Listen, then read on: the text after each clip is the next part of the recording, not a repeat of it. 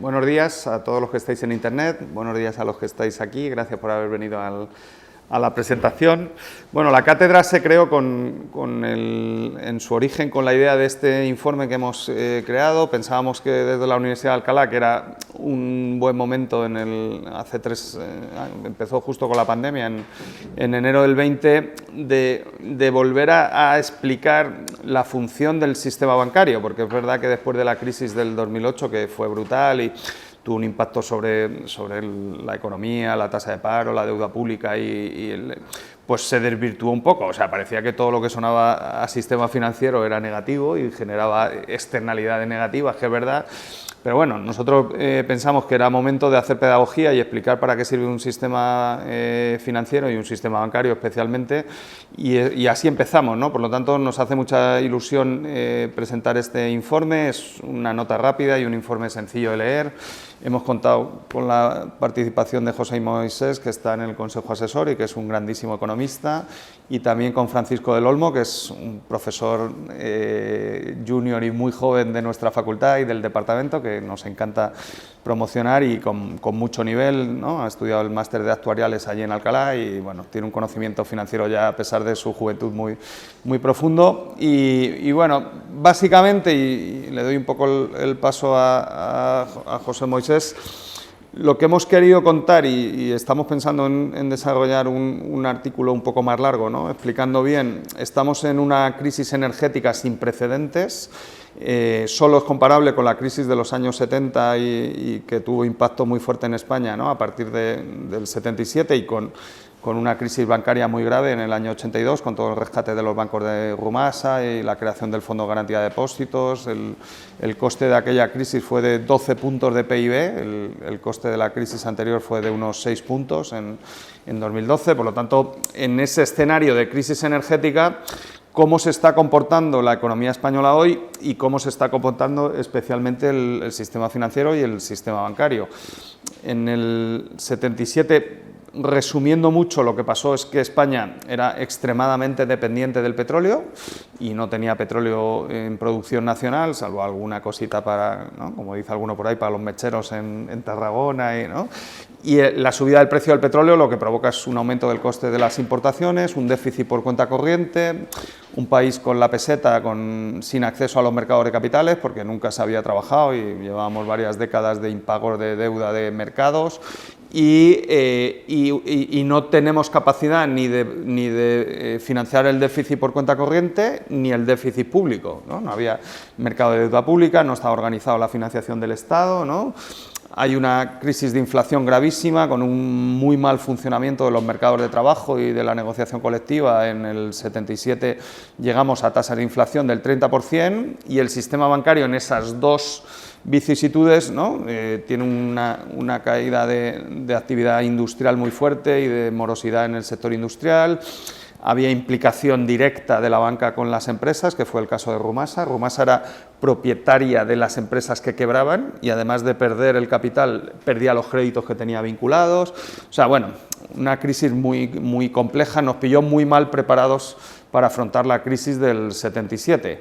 Hoy yo creo que estamos en el otro extremo. Yo creo que nunca habíamos estado tan bien preparados para afrontar una crisis energética como estamos. Primero, estamos en el euro, es una moneda estable, segunda moneda de reserva internacional, que eso te permite tener tipos de interés bajos, porque la política monetaria del Banco Central es creíble, porque los inversores piensan que el Banco Central va a mantener baja la inflación. O sea, tú tienes un shock de inflación en el año 2022 del 8 o el 9% en Europa, y los tipos del 10 años alemán ahora mismo están cerca del 2%, los tipos del 10 años español al 3% y los tipos del 10 años italiano al 4%, con una deuda pública desproporcionada, ¿no?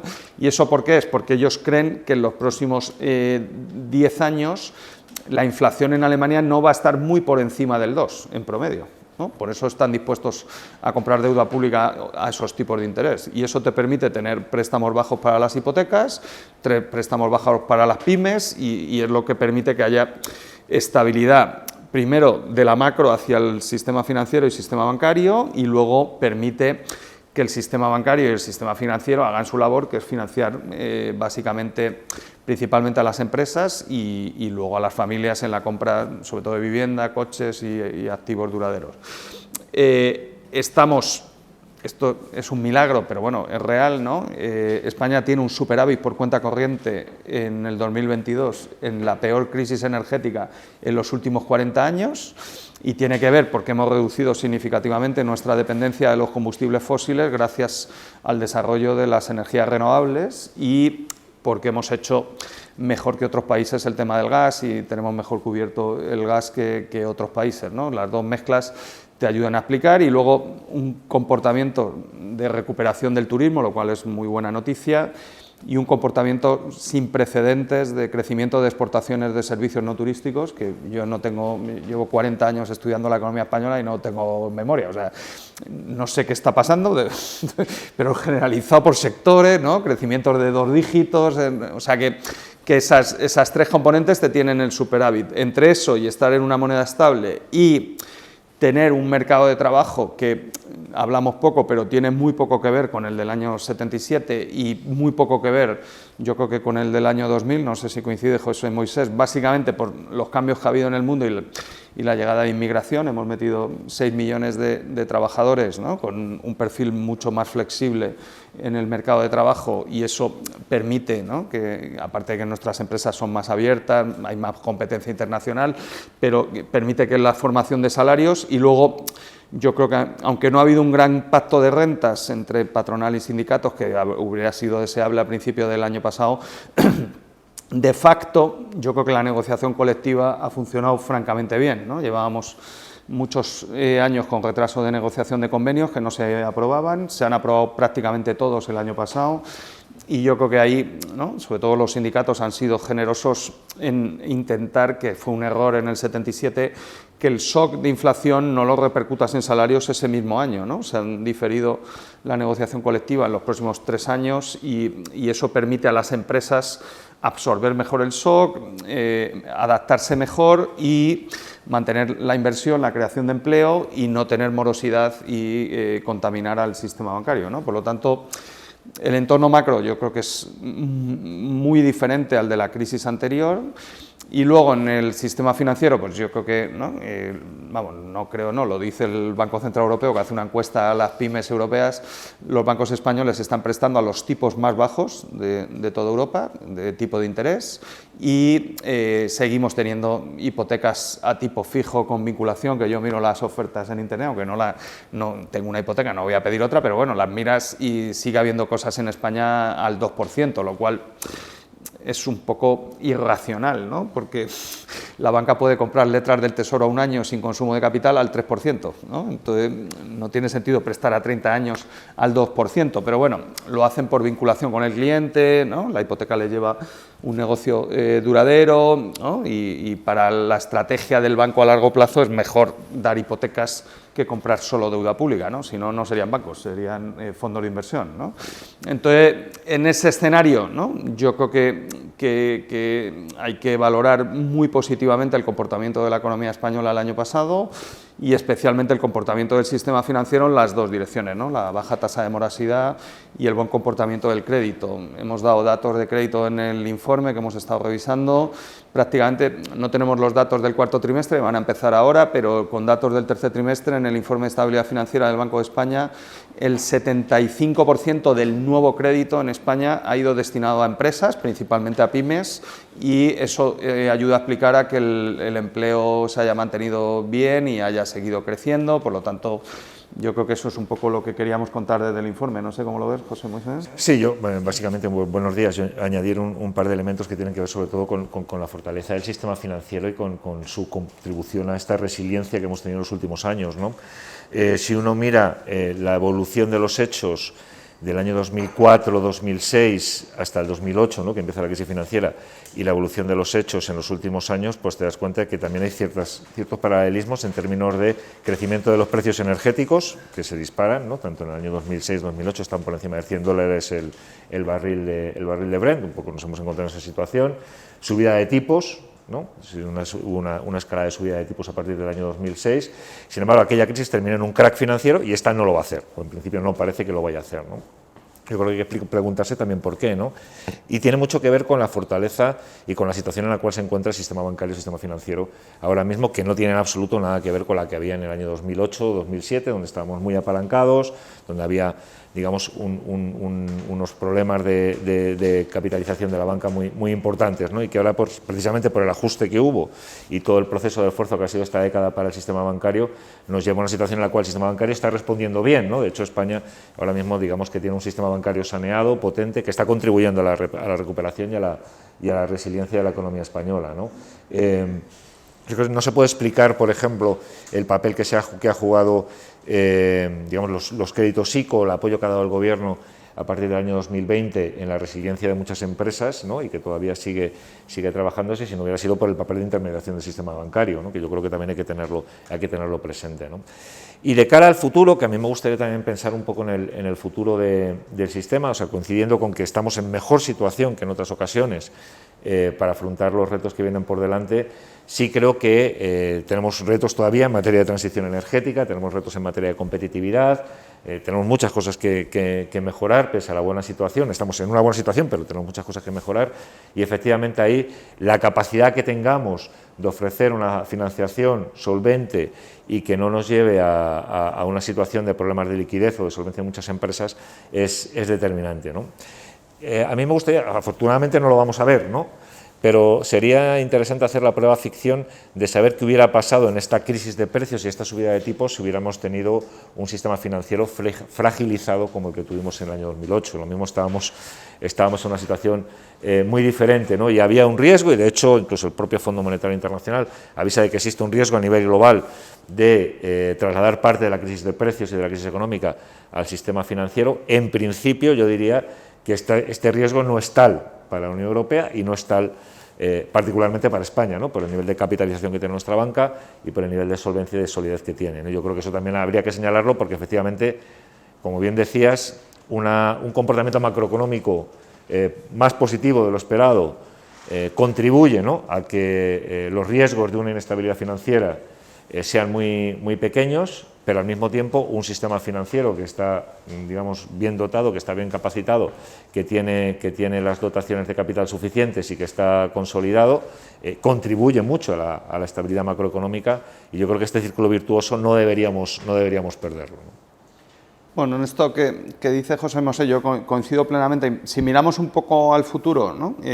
Yo creo que hay un problema global que lo ha marcado él y español también, que es el elevado endeudamiento. Nosotros hemos revertido la deuda privada y por eso el sistema bancario también es menos vulnerable, ¿no? En el 2007 la crisis fue de deuda privada, el déficit por cuenta corriente lo explicaba el sector privado, el sector público tenía superávit fiscal, y ahora no, o sea, ahora el endeudamiento está en el lado público y el déficit está en el lado público, ¿no? Las familias ahora se han comido la tasa de ahorro y han empezado en el último trimestre en entrar en necesidades de financiación, pero yo creo que llevaban un montón de años, ¿no? Con superávit, han reducido la deuda significativamente, los tipos cero han ayudado a reducir mucho la deuda hipotecaria, ¿no? Yo tengo una hipoteca y todo lo que pagabas de cuota iba a reducir amortización, no pagabas intereses, ¿no? Por lo tanto, esa parte privada está más ordenada. En el mundo empresarial el problema del 7 fue la excesiva concentración en el sector, sobre todo promotor, más que de construcción, ¿no? En el de promoción inmobiliaria, y en la vinculación de financiación a promotores para financiación de suelo, ¿no? El suelo estaba inflado cuando el precio del colateral se cayó, ¿no? Los promotores dejaron de tener actividad y aquel fue el mecanismo, ¿no? Eso, como dice José Moisés, no lo tienes ahora. O sea, ahora mismo la diversificación sectorial del crédito empresarial de la banca está ordenada. O sea, no tienes ese exceso de concentración y, bueno, va a haber morosidad, evidentemente, porque estamos empezando ya y lo estamos viendo, ¿no? La actividad económica se ha parado, el PIB del primer trimestre se ha parado, el cuarto trimestre las previsiones es que nosotros sacamos el informe de coyuntura de Orfin en 2 semanas y estamos anticipando un crecimiento muy débil para el cuarto trimestre y evidentemente que te va a subir la morosidad, porque hay sectores, en media el PIB no crece, pero hay sectores que caen, ¿no? O sea que evidentemente que vas a tener, pero bueno, puedes ir a niveles de morosidad, ¿no? Yo creo que En la parte de futuro, yo destacaría, como dice José Moisés, y ya abrimos un turno de preguntas si queréis, uno, el riesgo de la deuda pública. Había muchas dudas, nosotros sacamos un informe en Orfin en julio del año pasado sobre sostenibilidad de la deuda, porque ya veíamos preocupación, el Banco Central dejaba de comprar deuda, ya lo había anunciado, y había que financiar grandes cantidades de deuda pública a nivel europeo y en España también, sin el apoyo del Banco Central, y la realidad es que el mercado se ha comportado mucho mejor de lo previsto, o sea, ¿no? Hemos cerrado el año, hubo un susto muy gordo con la crisis de la libra y el comportamiento de los mercados a finales de septiembre del año pasado. El contagio de la libra fue inmediato a la prima de riesgo italiana, inmediato, el mismo día, ¿no? Y se llevó a la española, ¿no? Menos, pero se la llevó, ¿no? Y yo creo que el principal foco de riesgo, que en este momento no se ve, o sea, estamos viendo la prima de riesgo española muy estable y el bono y los tipos han bajado casi un punto porcentual desde principio de diciembre, o sea, que no se ve, pero evidentemente que el riesgo puede venir por ahí, ¿no? Más que en el 2007, que el riesgo vino desde el sistema financiero a la deuda pública, el riesgo está ahí. Si miramos cómo se comportó el mercado en la economía, es una ciencia empírica, ¿no? O sea, hay gente que hace modelos teóricos y yo los respeto mucho, pero los economistas tenemos que mirar el comportamiento humano ante problemas económicos. Entonces, los inversores también son seres humanos, ¿no? Es verdad que a veces no lo parecen, pero tienen sus emociones, ¿no? ¿Cómo se comportaron en el Reino Unido? Que para mí fue muy racional, ¿no? Extremadamente racional. Primero, cuando el Partido Conservador elige a una primera ministra, ¿no? Totalmente desenfocada de lo que es un gobierno y de para qué la habían elegido, ¿no? Y entonces dice que como ella quería emular a Margaret Thatcher y había ganado las primarias, pues hace un plan de expansión fiscal sin precedentes desde lo que hizo Syriza en Grecia en 2015, ¿no? O sea, 5 o 6 puntos de expansión fiscal, el mercado decide con buen criterio no financiarlo, ¿no? Dice, oye, tú tienes un déficit público muy alto, la deuda pública muy alta después de la pandemia y yo no, o sea, me has dicho que este año ibas a tener un déficit público del 3 y me vas a presentar un déficit público del 8, ¿no? Yo no te voy a dar el dinero, ¿no? Entonces, eso es lo que pasó, ¿no? Entonces, hay una fuga de capitales sin precedente, el Banco de Inglaterra comete un error gravísimo, gravísimo, de sacar un comunicado diciendo que el plan fiscal de Liz Truss no va a cambiar sus previsiones de inflación, lo cual es absurdo, ¿no? Porque es una expansión de demanda y tiene que subir la inflación, ¿no? Por manual, y la gente pierde la confianza en el Banco Central y se hunde la divisa, ¿no? Los conservadores cambian a Liz Truss, ella dimite, viene un nuevo primer ministro, presenta un plan fiscal creíble, inmediatamente que presenta el plan fiscal creíble, ¿no? La libra se ha recuperado prácticamente hasta 1,20, yo creo que ha subido 13 figuras, las primas de riesgo se han parado y el Banco Central ha vuelto a recuperar la credibilidad, ¿no? Entonces, yo creo que le estamos metiendo demasiada presión al BCE cuando son los gobiernos los que tienen que dar señales de estabilidad fiscal.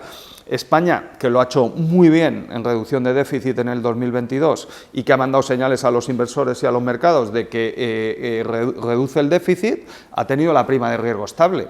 Ahora estamos entrando en dinámicas de subida de pensiones, ¿no? Los ingresos públicos, que han ido muy bien el año pasado, no irán tan bien este año, aunque seguirán creciendo, la inflación moderará y no crecerá tanto, ¿no? Y has hecho una bajada de impuestos que no se ha contado, pero bueno, ¿no? Según nuestras estimaciones, el Gobierno, entre la bajada de impuestos del IVA a la electricidad, los impuestos directos asociados a la producción de electricidad, el IVA del gas y el IVA de alimentos, entre 2021 y 2022 y lo que va a bajar la recaudación en 2023, nosotros estimamos que la bajada de recaudación por toda esa bajada de impuestos son 15.000 millones de euros. La bajada de impuestos de Rajoy en 2015 en el IRPF creo que fueron unos 5.000 y la bajada de impuestos de Zapatero en el 2007 del IRPF fueron 2.000, o sea, por tener el sentido de la magnitud, ¿no? Entonces, en ese escenario, si le sumas que el 80% de las comunidades autónomas se están comportando bastante irresponsablemente en el 2022, ¿no? Aumentando el gasto y generando más inflación, con crecimiento de gasto nominal del 10%, prácticamente el doble del potencial, pues eso genera inestabilidad y mezclado con el déficit público y el posible contagio que te venga de fuera, ¿no? Seguramente de Italia, que no, España yo creo que no va a provocar una crisis de deuda como en el 2012, pero te puede venir el contagio, pues ese riesgo habría que cuidarlo, ¿no? Yo creo que los gobiernos, o sea, no solo el central, sino los autonómicos, deberían coordinar la política fiscal y mandar mensajes a los inversores de más tranquilidad. Y luego otro tema muy querido para José Moisés, escribimos con él un paper de fondos de impacto. Es todo el mundo, pero bueno, España tiene un reto de inversión en los próximos 5 años, ¿no?, sin precedentes, por todo el tema de transición energética, que se habría producido de todas formas, pero que lo que ha hecho la guerra de Ucrania y la crisis del gas es acelerarlo, ¿no? Entonces, si tú quieres reducir la dependencia del gas y de Rusia, tienes que aumentar las renovables, que es lo que ha hecho Europa en el 2022, ¿no? Prácticamente 50 teravatios de producción de electricidad entre eólica y solar, que ha reducido la dependencia del gas, ¿no?, más el consumo de energía por las medidas que se tomaron a nivel de la Comisión. Eso ha salvado que tengamos una crisis del gas este invierno grave, de disrupción, que era otro escenario de riesgo que yo creo que ya no se va a producir. Alemania tenía la semana pasada el 93% de sus reservas estratégicas de gas llenas, ¿vale? Queda un mes y medio de invierno, entonces es muy poco probable que Alemania se quede sin gas este invierno, ¿no? Y eso era un escenario bastante probable en junio, ¿no? Y ahora ese riesgo no se ha materializado, ¿no? Por lo tanto, ese escenario es muy positivo. Ayer leí una noticia en Davos. En este momento se está invirtiendo, por cada euro que se invierte en combustibles fósiles, se invierte 1,5 euros en renovables. Las necesidades para cumplir los objetivos de reducción y de objetivos climáticos es invertir 9. O sea, multiplicar por 6 la inversión en renovables. Entonces, eso no se puede hacer sin el sistema financiero y sin el sistema bancario, ¿no? Y lo dicen los propios objetivos de Naciones Unidas y ODS, ¿no? Hay un objetivo explícito de alianzas donde explícitamente las Naciones Unidas dicen que el esfuerzo de inversión es tan brutal que no lo pueden hacer solo los gobiernos, como eran los objetivos del milenio, ¿no?, que iban enfocados al gobierno, ¿no? Por lo tanto, yo creo que aquí es clave lo que dice José Moisés, tener un sistema bancario saneado, y creo que todo lo que sea financiación de autoconsumo y pequeñas financiaciones de empresas y de pymes las tiene que seguir haciendo el sistema bancario. Creo que España debería pensarse en aprovechar los fondos europeos que vienen de deuda, que ya están solicitados, para desarrollar el mercado de capitales y financiar esa parte de inversión tan importante, no solo en clave de energía, que también, sino España es líder tecnológico y de ingeniería en energía eólica. Ayer leía una noticia, Windar, que es el proveedor de Iberdrola en Avilés, que produce los molinos de la eólica marina para el Mar del Norte en Ferrol con Navantia. Entre Navantia y Windar, solo para un parque eólico, han generado 150 empleos en el 2022. En un parque eólico se van a hacer miles. La eólica marina en el mundo va a generar 1 millón de empleos, ¿no? Entonces, la clave es cuántos empleos quieres que sean en España industriales de calidad con buenos salarios, y cómo desde el sistema financiero financias el desarrollo de los parques y las necesidades de financiación de esas empresas que van a tener que invertir para adaptarse y ser competitivas a nivel mundial, ¿no? Entonces, yo creo que, como dice José Moisés, el sistema bancario está perfectamente preparado para ese reto, tiene, ¿no?, una estructura de depósitos suficiente para atender la demanda de crédito, se ha demostrado el año pasado. El mercado de capitales tiene potencialmente mejoras, la banca está entrando con fondos de deuda, creo que eso es un avance, y yo creo que esa es otra cosa que deberíamos potenciar también, y desde el Orfin le vamos a dar mucha importancia, ya se lo hemos dado y lo potenciaremos. Así que, bueno, en principio, ¿no?, conclusión, para lo que pintaba el 2022, acabó mucho mejor de lo previsto, el comportamiento del sistema bancario ha sido mucho mejor del previsto, en crecimiento de la demanda de crédito y en tipos de interés. Con el tema de la morosidad, ¿no? Yo creo que, vamos a ver, efectivamente los datos que tenemos de non-performing loans, digamos, están por debajo de niveles del 2008, ¿no?, lo cual es interesante. El riesgo de que se incremente la morosidad está ahí, yo creo que es real, ¿no? Otra cosa es que se materialice, ¿no? Y para que se materialice tienen que pasar muchas cosas, ¿no? Yo creo que hay un elemento fundamental que cambia la diferencia con respecto a cuando la morosidad estuvo muy alta, ¿no?, en el año 2010, 2011, 2012, ¿no?, que luego empezó a bajar después de la reestructuración, que es el buen comportamiento del mercado laboral. Yo creo que eso es muy importante porque ha mantenido la actividad económica y ha evitado que haya una crisis hipotecaria, que de momento esto está está fuera de toda duda.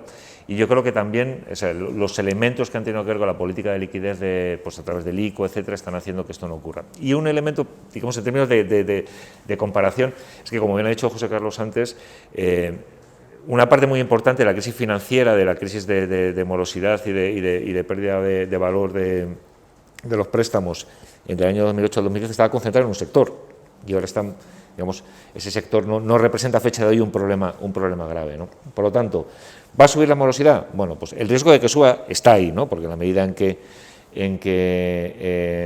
digamos, la actividad económica se frena, pues esto puede ocurrir. ¿Esto necesariamente representa un problema de la magnitud de la que la tuvimos? Yo diría que en absoluto, ¿no? En primer lugar, porque los bancos tienen un control de capital mucho más dotado, están menos apalancados, y en segundo lugar, porque me da la sensación de que por mucho que crezca, lo que pueda crecer es relativamente poco, ¿no? En relación a los beneficios, ¿no? Bancarios, lo cierto está en que a fecha de hoy la rentabilidad del sistema bancario, con datos del 2022, es digamos, muy similar a la que había antes de la crisis. Entonces decíamos que no son beneficios tan extraordinarios, sino que más bien parecen beneficios ordinarios en un contexto de recuperación de una normalidad monetaria. Quiero decir, lo que no puede ser es que pensemos que lo que ha ocurrido en términos de excepcionalidad, que son casi 10 años de tipos de interés cero, esa es la realidad del sistema financiero. Eso no es la realidad del sistema financiero. La realidad del sistema financiero es que los tipos de interés van acordes con un objetivo de política monetaria para mantener los precios en torno al 2%, ¿no? Y esto genera la posibilidad de tener más margen de actuación, bien para beneficios, bien para otras cosas, ¿no? Por lo tanto, quiero decir, está bien que la banca haya recuperado beneficios. Yo diría que está bien que la banca haya recuperado beneficios. No los llamaría extraordinarios en el sentido en el que a fecha de hoy, hombre, son extraordinarios respecto a 2016, pero no lo son en términos de lo que se espera de una rentabilidad ajustada a riesgo del sistema bancario, ¿no? Por lo tanto, a mí me da la sensación de que nadie, o sea, se puede decir, claro, pero yo no diría que son beneficios digamos que se corresponden exclusivamente con que se está aprovechando un momento de crisis de precios y de subida de tipos de interés, ¿no? Sino que efectivamente se está normalizando la política monetaria. Y esto tiene un nuevo marco de relaciones para el sistema bancario. ¿Significa esto que se tiene que poner el impuesto, que no se tiene que poner, etcétera? Eso ya es otra cuestión, ¿no? Pero en lo relativo a los beneficios, yo no los consideraría extraordinarios porque sí, ¿no? Mira, que estoy mirando la recaudación por IVA en el año 19 fueron 68.000 millones y en este son 80.000, ¿no? 12.000 de 60 es un 20% más o algo así, ¿no? Y el INE dice que no hemos recuperado el nivel de actividad, pues nos lo tiene que explicar, ¿sabes? No lo tiene que explicar, porque es que el IVA es un impuesto proporcional sobre las ventas, ¿no? Y las ventas son proporcionales al valor añadido y al PIB. O sea, más o menos la estructura es sobre las ventas de las empresas se deduce el PIB y el PIB es la mitad de las ventas de las empresas. Entonces, si tú mides bien en la agencia tributaria las recaudaciones por IVA, la contabilidad nacional, hombre, se puede desviar algo de los datos de la agencia tributaria, pero no 20 puntos, ¿no? Bueno, es que, ¿no? Entonces, a ver, el INE lo ha reconocido, quieren abrir una comisión y empezar a mejorar, ¿no?, las estadísticas. Tienen un problema en contabilidad nacional desde la crisis del 2008. En el 2008 teníamos una crisis inmobiliaria vinculada en el sector de la construcción y el INE no tenía indicadores de inversión en vivienda, ¿no?, y usaba indicadores de oferta de visados de vivienda registrados en los colegios de aparejadores diferidos en 2 años. Tío, pues, si no tienes datos de inversión en vivienda, búscalos, pero no te inventes las estadísticas. Entonces, como suavizaban el impacto, nosotros en 2008 dijimos que no caía el PIB. Joder, destruimos 2 millones de empleos. ¿Cómo que no caía el PIB? No lo medías tú, ¿no? Y luego, cuando vino la recuperación, tardaron 2 años en darla. Entonces, o sea, que resuelvan sus temas de contabilidad nacional y que yo creo que es un tema muy serio que lo tienen que resolver rápido. O sea, no puede haber esa disonancia. Si tú miras los datos de la agencia tributaria, se entiende mejor por qué la morosidad no está creciendo. Primero, en la crisis del 2020, que fue brutal, la mayor caída de PIB de la historia desde la guerra civil, el Estado y los subsidios sujetan totalmente la renta de las familias y prácticamente la destrucción de empleo se absorbió en pocos trimestres, ¿no? Por lo tanto, ese impacto de morosidad, que hubiera sido el más gordo, pues se frena. Si eso pasa y las ventas de las empresas se hubieran hundido, ¿no? Pues habrías tenido un impago de deuda de empresarial también desproporcionado. Entonces, las dos cosas se paran con ¿no? Toda la intervención del Banco Central, la compra de deuda, los ERTEs, los créditos ICOs, o sea, todas las medidas que se pusieron en marcha, el ingreso mínimo vital. Bueno, en el año 22... si miras solo la morosidad de familias, las dos variables determinantes de las familias en morosidad son normalmente la pérdida de empleo o la bajada del precio de la vivienda, que es el colateral en las hipotecas. Es verdad que las familias han perdido poder adquisitivo y eso puede tener un impacto en la morosidad porque se quedan sin margen para llegar a fin de mes y puede haber impagos. Pero de momento lo que vemos es que el colchón de ahorro ha sujetado todo y que el consumo ha estado débil, pero no ha caído, ¿no? Por lo tanto, el comportamiento de la morosidad se parece bastante en las hipotecas al del consumo, ¿no? No ha mejorado, pero se ha quedado estancado, ¿no? Y si miras los datos de la agencia tributaria, que están muy bien detallados y además los daban solo por el lado de los ingresos de las empresas y ahora dan los costes, por lo tanto, de las dos cosas sale el PIB, que es el valor añadido. Los márgenes empresariales, sobre todo en términos de ventas, o sea, si coges los datos que da la agencia tributaria sectorialmente y coges el margen dividido por las ventas, se han mantenido o incluso en algunos sectores han mejorado, ¿no? Entonces, eso te ayuda a explicar también que las empresas no han tenido caídas de ventas porque el consumo no ha caído, ¿no? Y no han tenido en deterioro de márgenes significativos. ¿Cuál es la contrapartida? Pues que tienes una inflación más alta, evidentemente, ¿no? O sea, el PIB se ha estancado, es el problema de la estanflación, ¿no? Deja de crecer el PIB, no cae, pero tienes deterioro de... Entonces, lo normal, ¿no?, es que el impacto ahora sea con un crecimiento del empleo más débil, o por lo menos es la propia previsión del Gobierno, del Orfin también, ¿no?, en el 2023. Es posible que no veamos destrucción de empleo si no se materializa el riesgo el energético y de gas, que parece que ya no, y el de las primas de riesgo, ¿no? Si volvemos a ver precios del gas a 200 o a 300 euros el megavatio y las primas de riesgo se van a 200 o 300, pues podemos entrar en recesión y destruir empleo durante un periodo, pero si eso no pasa, pues vamos a estar ahí, ¿no?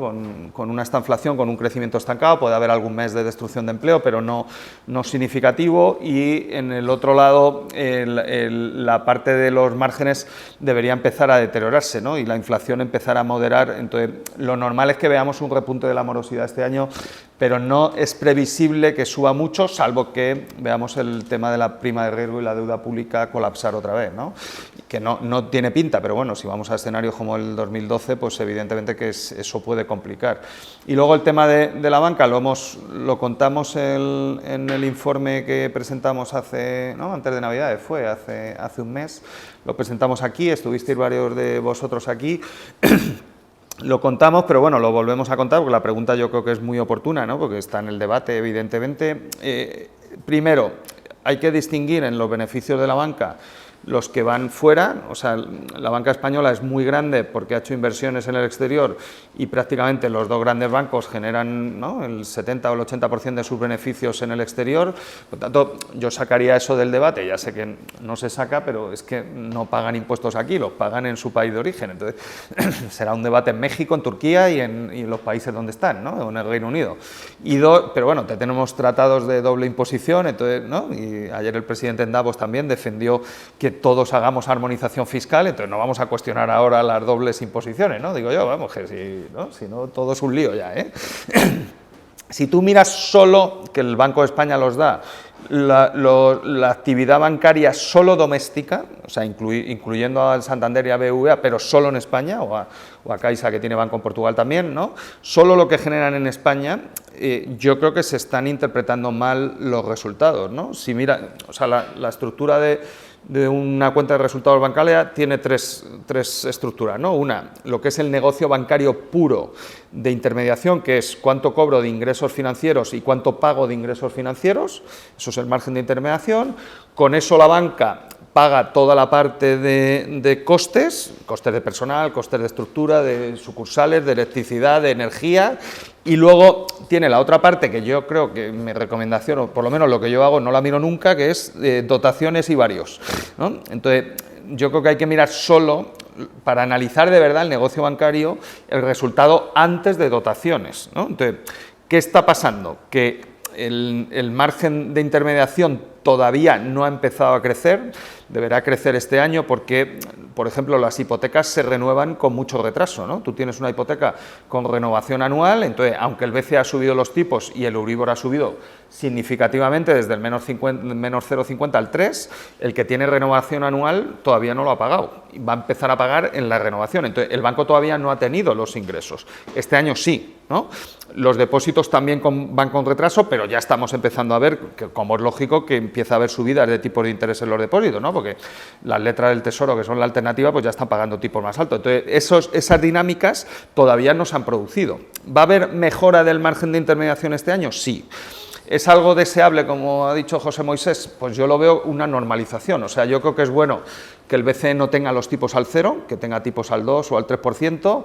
Creo que es bueno que los márgenes de intermediación bancario vuelvan a la normalidad y creo que es bueno que haya otra vez negociación colectiva de salarios y que no tengamos salarios al 0 10 años. O sea, ni salarios al 0 y tipos de interés al 0 son para economías enfermas. O sea, si volvemos a negociaciones de salarios en torno al 2 o el 3% y tipos de interés en torno al 2 o el 3%, eso es una señal muy positiva para la economía europea y española de normalización, ¿no? ¿Qué te va a pasar este año? Pues que, como tú has dicho en la primera pregunta, hubo un temor fundado, ¿no?, por todos los bancos centrales europeos, por la EBA de José Manuel Campa y por el Banco de España, exigiendo provisiones a la banca, ¿no?, anticipando un escenario que pensábamos que podía ser muy negativo en marzo del 2020. Ese año se dieron grandes pérdidas por dotaciones y esos riesgos y esas dotaciones no se han usado.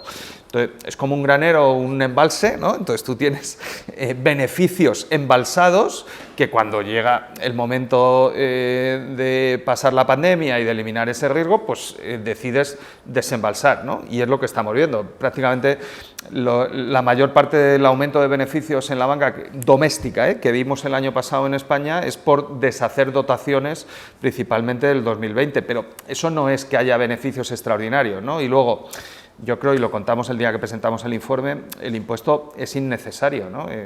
Solo en IVA, ¿no?, la recaudación el año pasado ha aumentado 10.000 millones, en IVA, en IRPF otros 10.000.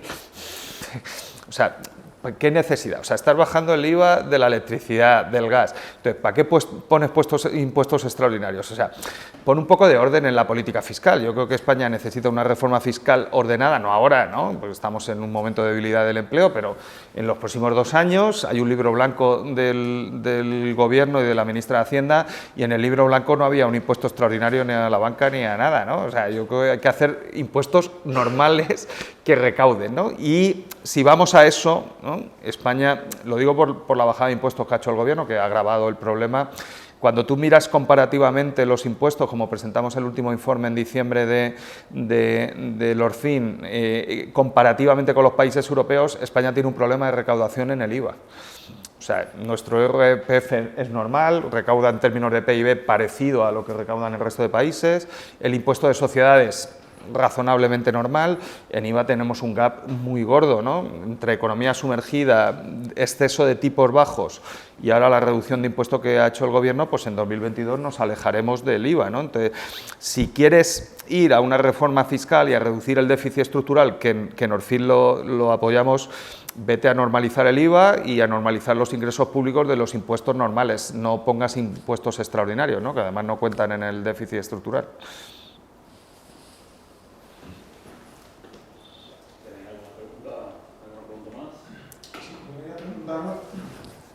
Sobre el tema de la amenaza que hay de incremento de morosidad, si esta se centra más sobre las empresas, sobre las familias, sobre los hogares, que pudieran estar un poco más apretados que las empresas quizás en este momento. Y después, sobre el tema hipotecario, quería preguntaros si vosotros veis que más o menos estamos en una coyuntura de caminar hacia la normalidad monetaria, de tipos de interés, y que tampoco lo veis muy elevado. A lo mejor el Euribor, no sé, porque no habéis comentado sobre la elevación de Euribor, habéis comentado sobre los tipos de interés, pero entonces estos cosas que han planeado en el Gobierno sobre involucrar a la banca para facilitar yo no sé si solo veis necesario en este escenario que vosotros calculáis, actual, y si siendo necesario tendrían margen la banca para poder hacer algo que alivie a los hipotecados si lo necesitaran o si creéis que se pudiera necesitar. Bueno, empezando por la segunda parte, yo creo que estamos lejos de nuevo de vivir lo que pasa es que bueno, venimos vacunados, ¿verdad?, de la crisis del 2010, ¿no?, y aunque se empieza a oír tambores, etcétera, yo creo que estamos lejos de vivir una crisis hipotecaria como la que se vivió entonces, ¿no?, donde coincidieron tres elementos. En primer lugar, el derrumbe, ¿no?, de los precios, del colateral, como decía José Carlos. Primer elemento. Segundo elemento, unos tipos de interés que, recordemos, estuvieron muy altos hasta 5%. Al 5%, ¿no?, comparado con ahora. Estamos asustándonos porque estamos viendo que a lo mejor llegamos al 0%, ¿no? Sí, sí. Llegaron al 5%, Trichet los puso en el 5% ahí en su nefasta, para mi juicio, política monetaria, ¿no? Y el tercer elemento que tiene que ver con la crisis hipotecaria, aparte de que fue, digamos, la burbuja de activos que la provocó, es un derrumbe bastante importante de la renta de las familias y el desempleo, ¿no? Entonces, esa combinación es la que hace que se genere la crisis a nivel de las hipotecas de las casas, de las familias, ¿no?, de los hogares, ¿no? Deja de entrar renta, tengo que pagar mucho más, y además el colateral vale un 40% o 30% menos. Yo creo que estamos lejos de esa situación, ¿no? Ahora, yo entiendo que hay gente que lo que quiere es vacunarse, ¿no?, contra esa situación. Creo que las medidas que está proporcionando el gobierno en términos del código de conducta, etcétera, pueden ir en la buena dirección. No creo que debamos generar un alarmismo social sobre esto a fecha de hoy. O sea, yo no creo que estemos a las puertas de una crisis hipotecaria como la que se vivió. El mercado de trabajo está respondiendo bien, los tipos de interés no van a subir tanto como entonces. Me da la sensación, y un poco las perspectivas y el horizonte nos va en esta dirección. Y en tercer lugar, aunque probablemente, y está habiendo cierta corrección en el mercado de activos inmobiliarios, no va a ser tan tremenda como la tuvo en la corrección de la burbuja, ¿no? Por lo tanto, a fecha de hoy a mí me cuesta pensar que eso va a ser un problema social que requiere una intervención más seria de lo que ya se está haciendo. No sé si José Carlos.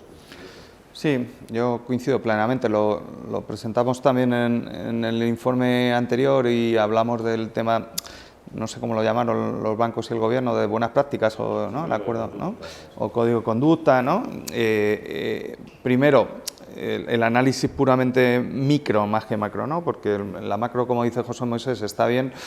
Esto es una crisis de inflación, no es una crisis como la del 2007 de actividad, ¿no? Nosotros en 2007 construíamos 700.000 viviendas al año por prácticamente 2 empleos por vivienda, en general todo, industria, transporte, eso era 1,5 millones de empleos solo en el sector de la construcción. Y promoción de viviendas, eso bajó a 35.000 en el 2009. O sea, tú solo en un sector destruiste 1.800.000 empleos. Es que, joder, en un sector. Claro, eso tiene un efecto arrastre sobre el resto de sectores brutales, ¿no? Eso, estamos construyendo 100.000 viviendas, es la mitad del promedio histórico. O sea, no hemos vuelto a recuperar ni el promedio histórico antes de la burbuja, ¿no? O sea, que eso no va a pasar, ¿no? Si tú miras... Vamos a la micro, ¿no?, que yo creo que es más fácil que la macro, porque es que la macro, como es más abstracta, ¿no?, tú tienes una crisis de inflación, principalmente ahora de inflación de alimentos, ¿no?, donde sigue habiendo inflación de energía, porque el gas, aunque ha moderado, está más alto que en el 2019, ¿no?, pero bueno, ahora estamos con los alimentos, ¿no? Entonces, tú coges, divides la población española por porcentaje de renta, ¿no?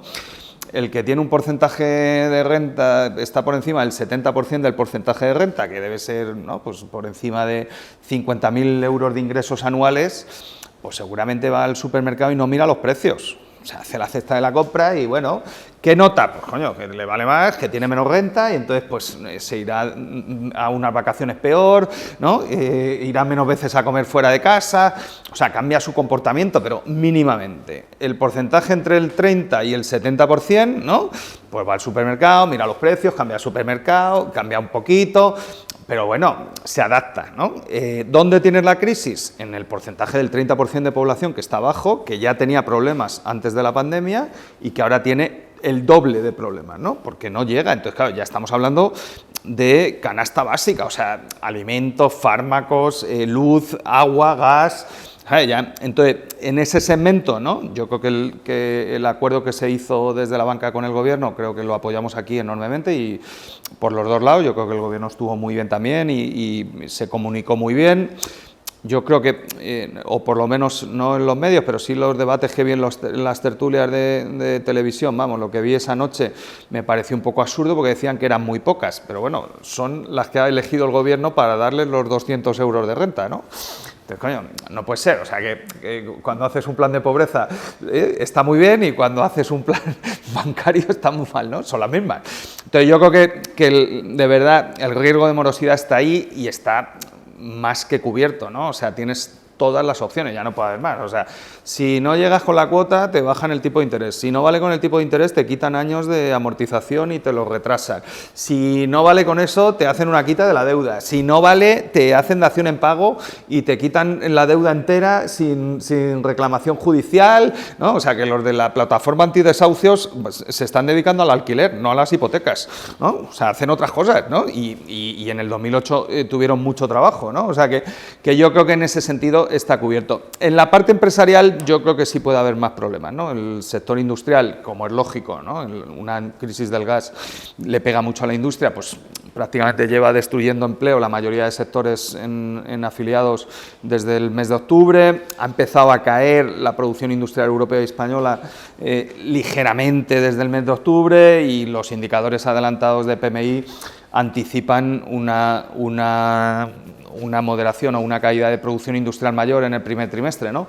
Si eso te pilla altamente endeudado y con una estructura de deuda a corto plazo, que las familias siempre la tienen a largo plazo, y las renovaciones de pólizas de descuento y las renovaciones de crédito se hacen a tipos más altos, es que no da, ¿sabes? O sea, una empresa, por simplificar también la cuenta de resultados de una empresa, esto es partida doble de Luca Pacioli, siglo XV, vamos, que esto no ha cambiado, ¿no? O sea, tú generas margen en el activo para pagar los intereses de la deuda, ¿no? Si generas menos margen, ¿no? Y los intereses te suben y no te da para pagar los intereses de la deuda, pues tienes que ir a reestructuración de la deuda, ¿no? Esto no ha cambiado desde el siglo XV, ¿no? Entonces, yo creo que ese escenario no generalizado, pero bueno, lo normal es que este año veamos algo de morosidad empresarial, ¿no? Pequeño comercio que esté sufriendo el cambio tecnológico de todo el tema, restaurantes de menús, que ahora la gente se lleva todo o teletrabaja en casa, o sea, que hay determinados cambios en la economía que justifican que haya un aumento de morosidad. ¿Va a ser un problema para el sistema bancario? Pues no, evidentemente que va a tener un impacto sobre su cuenta de resultados y van a tener que dotar provisiones, ¿no? Pero eso es un ciclo bancario normal, ¿no? La probabilidad de ver otro escenario como el del 2008 se produciría solo si hay una crisis de deuda pública y un problema grave de colapso de flujos de financieros a nivel de toda la economía española, como en el 2012, incluso en ese escenario no irías a un escenario tan negativo como en el 8, porque no vas a tener una destrucción de empleo tan brutal, ¿no? Yo creo que estamos lejos de nuevo de vivir lo que pasa es que, bueno, venimos vacunados, ¿verdad?, de la crisis del 2010, ¿no? Y aunque se empieza a oír tambores, etcétera, yo creo que estamos lejos de vivir una crisis hipotecaria como la que se vivió entonces, ¿no? Donde coincidieron tres elementos. En primer lugar, el derrumbe, ¿no?, de los precios, del colateral, como decía José Carlos. Primer elemento. Segundo elemento, unos tipos de interés que, recordemos, estuvieron muy altos, llegaron al 5%, ¿no?, comparado con ahora estamos asustándonos porque estamos viendo que a lo mejor llegamos al 3%, ¿no? Llegaron al 5%, Trichet los puso en el 5% ahí en su nefasta, para mi juicio, política monetaria, ¿no? Y el tercer elemento que tiene que ver con la crisis hipotecaria, aparte de que fue, digamos, la burbuja de activos que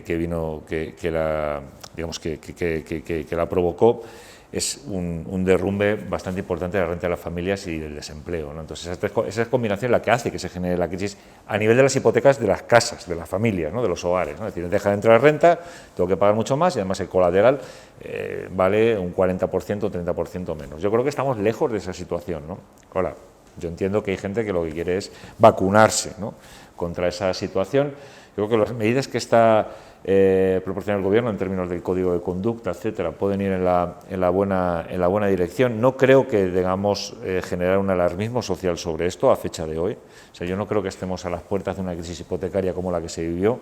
El mercado de trabajo está respondiendo bien, los tipos de interés no van a subir tanto como entonces. Me da la sensación y un poco las perspectivas y el horizonte nos va en esta dirección. Y, en tercer lugar, aunque probablemente, y está habiendo cierta corrección en el mercado de activos inmobiliarios, no va a ser tan tremenda como la que hubo en la corrección de la burbuja, ¿no? Por lo tanto, a fecha de hoy a mí me cuesta pensar que eso va a ser un problema social que requiere una intervención más allá de lo que ya se está haciendo. Lo normal sería desdotar las extraordinarias y dotar provisiones normales ordinarias por la directiva del Banco de España de morosidad, ¿no? Que es lo habitual. Cuando un cliente te deja de pagar, me parece que son 3 meses, tienes que dotar el 25% y, o sea, volver a la normalidad, ¿no? Las que hicieron en el 20, yo creo que ya ha pasado la pandemia y tiene lógica que las eliminen.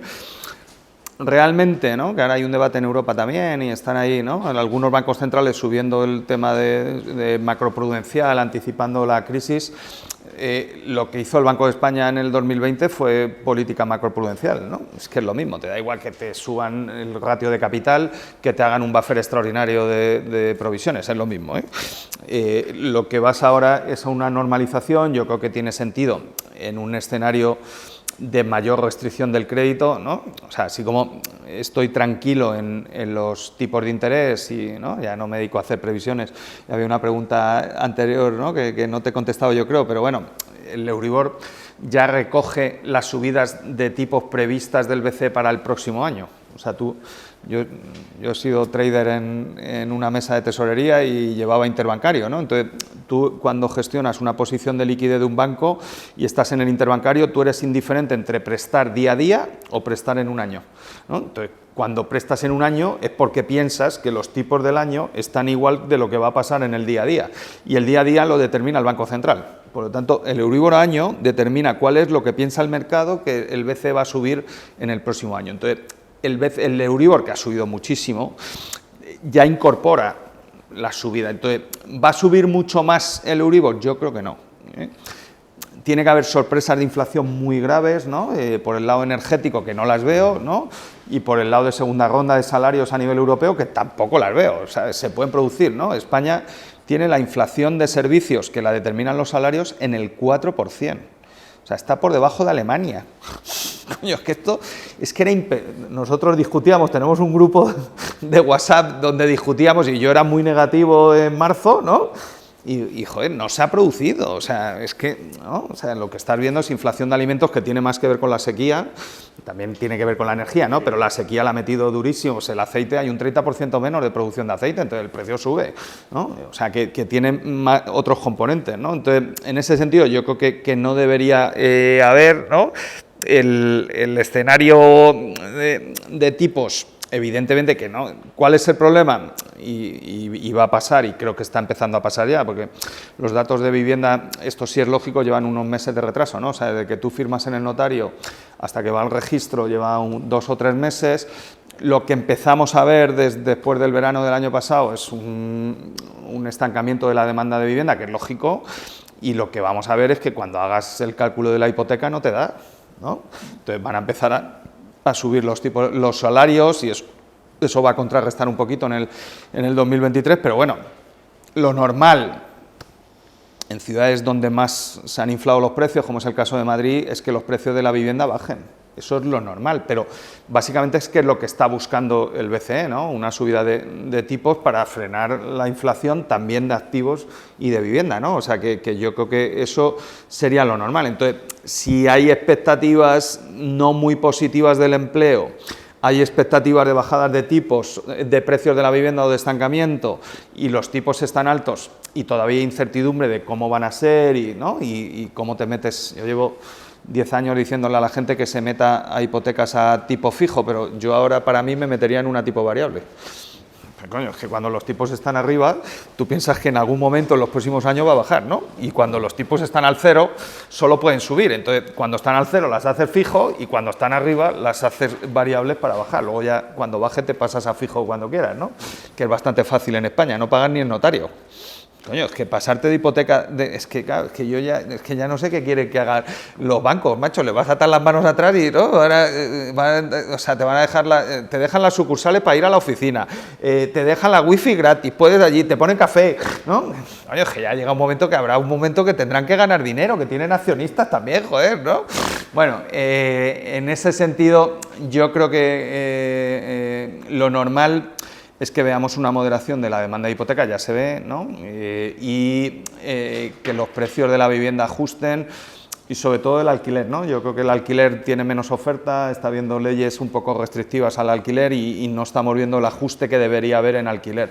El alquiler ya en estas condiciones debería haber ajustado ya, o sea, no tiene sentido que sigamos en dinámicas de subidas de precios cuando lo que estamos viendo es una contracción de rentas, pero así como en tipos yo no estoy muy negativo, lo que estamos viendo en la parte de masa monetaria, o sea, que no lo miramos, pero que son los balances de los bancos centrales, es histórico, ¿eh?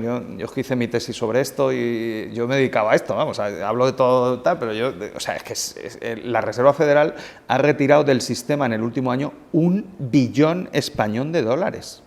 Es que la hostia, está retirando 100.000 al mes. El BCE ha empezado a retirar. Es verdad que no ha tenido mucho impacto porque este LTRO, ¿no? Que eran subastas extraordinarias para la pandemia, para mantener el crédito a las pymes, que funcionaron muy bien, ¿no? Y ahora cuando las quitas, la banca tiene exceso de depósitos en España y no te afecta al crédito, ¿no? O sea que no es una medida que te afecte directamente al crédito, pero bueno, tú lo que estás es quitando dinero del sistema, entonces, hombre, pues los mercados de deuda lo han notado, ¿no? Los spreads lo tienen que notar, las emisiones de deuda la están volviendo un poquito, pero se ha notado, entonces, igual que se está viendo restricción de crédito en los mercados mayoristas, se tiene que ver algo más de restricción en los mercados minoristas. Es lógico que la banca en esta situación sea más prudente a la hora de prestar, ¿no? Esto me lo enseñó Aristóbulo de Juan, que gestionó la crisis del 82 del Fondo de Garantía de Depósitos. O sea, la única política de prudencia bancaria es no dar un crédito a quien no puede devolverlo. O sea, tú le das el dinero por adelantado y tardas un montón de años en recuperarlo. Entonces, coño, si no lo vas a recuperar... O sea, una vez que tú le has dado un crédito a alguien que no lo va a devolver, ya no hay solución, ¿no? Entonces, es lógico que en las recesiones, en una situación como esta, pues se contraiga. ¿Van a seguir dando créditos a empresas? Yo creo que sí, ¿no? En ese escenario que te acabo de describir, creo que la mayor demanda va a seguir en empresas, especialmente en esa recuperación en K que vimos del 2020, hay sectores que no están en crisis, ¿no? Acaban de anunciar ayer en ETT que va a abrir oficina en Barcelona y va a contratar a 3.000. ¿No? Los de Windar y los de Navantia del Ferrol no dan abasto. O sea, Windar tiene un plan de expansión en el puerto de Avilés, ¿no? En el plan de expansión del puerto se va a quedar con 1/3 del terreno para desarrollo industrial. O sea, Windar no está en crisis, o sea, está en plena expansión, ¿no? Los que están en crisis son los de las prospecciones petrolíferas y los de, bueno, el gas no, porque ahora hay lío, pero bueno, lo que hay crisis es, o sea, que eso, la tecnología te mete sectores a los que le va muy bien y sectores a los que le va muy mal, ¿no? Y es lógico que la banca, que tiene que hacer una asignación eficiente del ahorro de las familias principalmente, destine, eso es lo que va a permitir que la economía española aumente el empleo y sobre todo esperemos que la productividad y los salarios, que destines el crédito a las empresas que les va a ir bien, ¿no? Y las que van a ir mal tienen que ajustar, ¿no?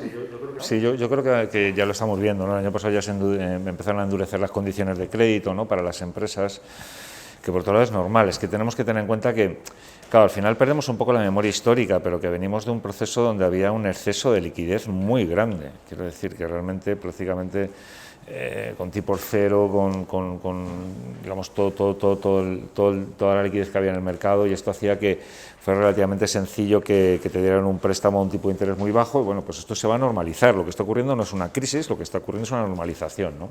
Y yo creo que vamos a ver cómo se endurecen un poco las condiciones de crédito para las empresas, sin que esto necesariamente tenga que ser un problema. Es que venimos de haber regado el mercado de liquidez, ¿no? Y yo creo que ahora, pues efectivamente, el Banco Central está empezando a drenar esa liquidez, y eso se tiene que notar, pero es que esto no es una situación extraordinaria. Lo que estamos viendo es una política monetaria y una política financiera normalizada, ¿no? Y en ese sentido, pues se evitarán, probablemente las dotaciones extraordinarias se desharán y tendremos dotaciones de carácter ordinario y recurrente, ¿no? en los términos macroprudenciales que indica el Banco Central, ¿no? Yo en ese sentido no creo que vaya a haber, digamos, mucha novedad. Yo compararía, tenemos que mirar a largo plazo, porque si miramos solamente los últimos 3 años, es que es un poco una montaña rusa, ¿no? En todos los términos, y hay que mirar un poco a largo plazo para darse cuenta de dónde venimos y hacia dónde vamos, ¿no? Solo un apunte, ¿no? Por verlo visualmente, que lo he visto ahora con José Moisés. O sea, si tú no hubieras quitado ese $1 billón del sistema, no habrías parado la inflación en el cuarto trimestre. Y si no hubieras parado la inflación, el tipo de las hipotecas de Estados Unidos, que llegó al 7% a 30 años, se habría ido al 10, al 12 o al 15%. Y habrías provocado una crisis inmobiliaria en los Estados Unidos brutal. O sea, que lo que estamos viendo, o sea, entiendo que no es positivo una crisis de inflación para los ciudadanos, ¿no? O sea, que estamos en crisis, no. O sea, las crisis los economistas no sabemos evitarlas, ¿eh? O sea, la economía es cíclica y tiene sus ciclos, ¿no? Lo que estás evitando es que el ciclo sea mucho más volátil y mucho más destructivo. O sea, lo que has hecho es poner un suelo a la destrucción.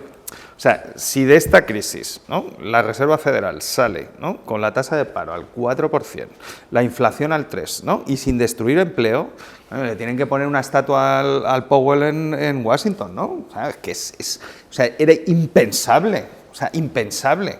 O sea, la política monetaria se inventó para provocar recesiones, porque es que si no, no bajan la inflación. O sea, si lo consiguen... Y eso tiene mucho que ver con 2 cosas, ¿no? Una, la globalización. O sea, cómo las economías a través de las importaciones y de la inmigración se han hecho más flexibles. Y 2, la revolución tecnológica, ¿no? La tecnología, por definición, es deflacionista. No la medimos bien, pero, o sea, imagínate comparar una cámara como esta con la de los años 70, ¿no? La capacidad que tiene este bicho, ¿no?, conectado a la nube, que la que tenía... Y claro, el precio, dice, no, es que el precio es muy parecido, ya, pero es que te hace muchas más cosas, ¿no? Entonces, o sea, que todos los elementos, yo creo que eso es muy positivo, ¿no? Yo creo que el problema está más en el lado del pasivo y de la deuda que en el lado del activo y de la inflación, ¿no?